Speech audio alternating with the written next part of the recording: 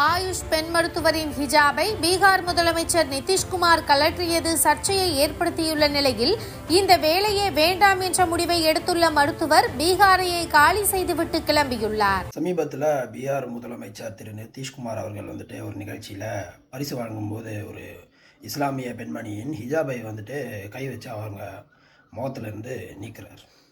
இது ஏன் தேவை? பாஜக ஒரு மதவாத அரசியல் பண்ணுற கட்சின்னு எல்லாருக்குமே தெரியும். ஆனால் பாஜக கூட்டணியில் இருக்கிற என்டிஏயில் இருக்கிற எல்லா கட்சிகளும் அந்த மாதிரி தானே? இல்லை நீங்களே நிதிஷ்குமாரோட கட்சியை பாஜகவை எதிர்த்தும் செயல்பட்டுருக்கு முன்னே, இப்போ பாஜகவோட ஆதரவாக இருக்கீங்க.